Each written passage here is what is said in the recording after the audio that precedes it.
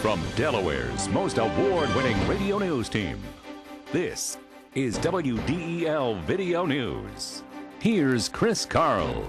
Among Delaware's top stories for Tuesday, December 19th, forecasters say the state's pocketbook may be lighter. Brandywine schools look to the future. A truck accident causes more than a few problems.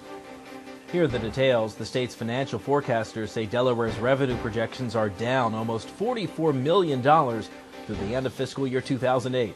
WDEL's Carl Konevsky reports.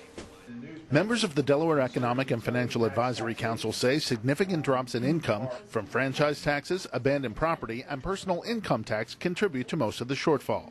J.J. Davis, director of the Office of Management and Budget, says these numbers carry a lot of weight. December's DFAC we will use to shape the governor's financial plan.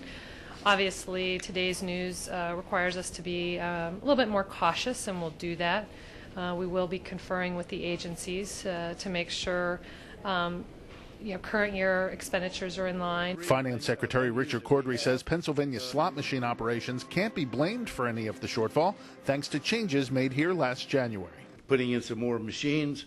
We also allowed them to do promotionals, this type of thing. So I think the governor and the legislature has been very active in making sure that the lottery, the slots, does not give us a major problem. DFAC members actually raised the lottery revenue projection for fiscal year 2008 by $5 million. I'm Carl Konevsky, 1150 AM, WDEL. After months of work, the Brandywine School Board has gotten a draft of a strategic plan for the district. WDEL's Curtis Gray has that story. It has taken about 9 months for the task force charged with coming up with the district's strategic plan to get to this point, sharing their work with the board. School officials hope the plan, with 8 goals, will take the district from good to great. Board member Nancy Dury was impressed with letters of support from the National Center for Educational Accountability and the Southern Regional Education Board. I was real happy to see the letters from NCEA and from the National Center for Educational Accountability and the Southern Regional Educational Board. Both of those, within the national context of education, are extremely respected organizations that hold a very high bar in what they consider high-performing schools and districts, and have developed great expertise regarding how schools and districts become very high-performing. School board members are expected to vote on the plan in February after public input and revisions. I'm Curtis Gray, 1150 AM, WDEL. A truck driver is being charged in a one-vehicle accident that shut down Naaman's Road yesterday afternoon. State troopers say a truck driven by 53-year-old Robert Pavis of Lincoln University, Pennsylvania, pulled down wires and 4 utility poles, traffic lights, and a phone booth near the Brandywine Town Center. Police say Pavis had just made a delivery to the shopping center, and the truck's boom was still extended when he left. He's charged with careless driving. Damage is estimated at about $20,000. Wilmington City Council has found a new member. WDEL News continues in a moment.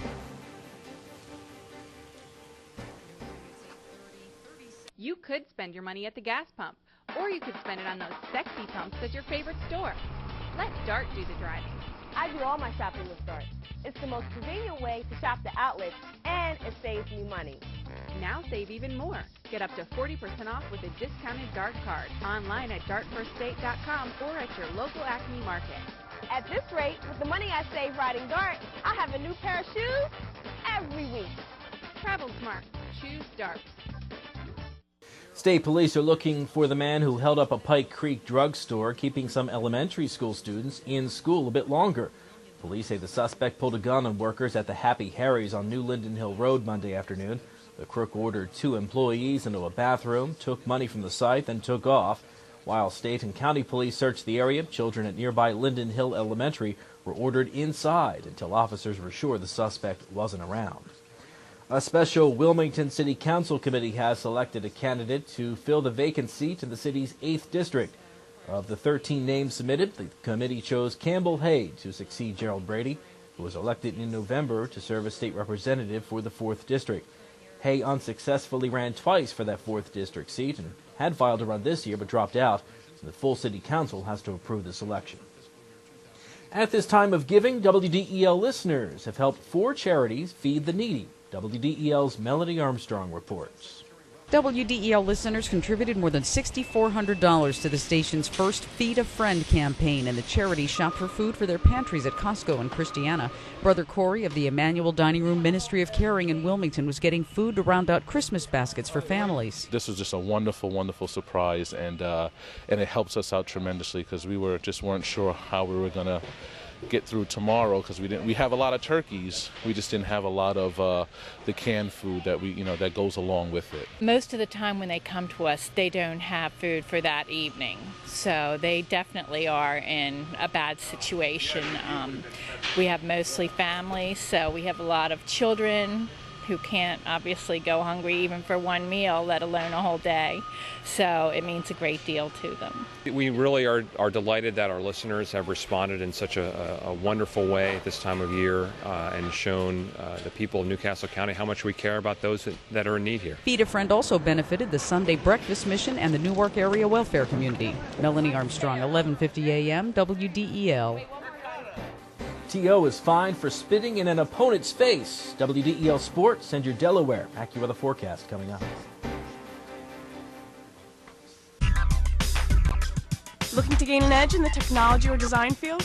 Wilmington College's Division of Information Technology and Advanced Communications offers state-of-the-art facilities equipped with the latest tools.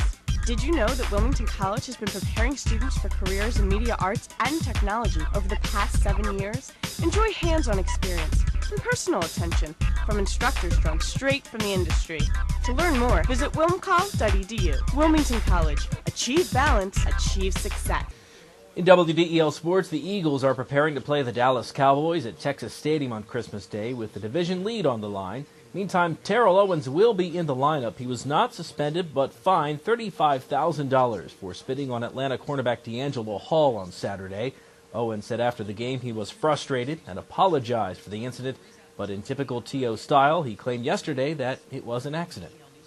And Delaware senior tight end Ben Patrick has made it a clean sweep of the All-America Awards, being named first-team All-America by the Sports Network. He's one of 8 players that were named consensus 1AA All-Americans. Your WDEL Delaware AccuWeather forecast: sun and clouds mixed through today, a high 52, much cooler than yesterday. Tonight, clear skies, a low 26. And for tomorrow, mostly sunny with a high of 46. Get news updates throughout the day. Delaware's top stories at the top of the hour on 1150 AM WDEL or anytime right here at WDEL.com, including news video from Delaware and around the world from WDEL and the Associated Press. I'm Chris Carl. Thanks for watching.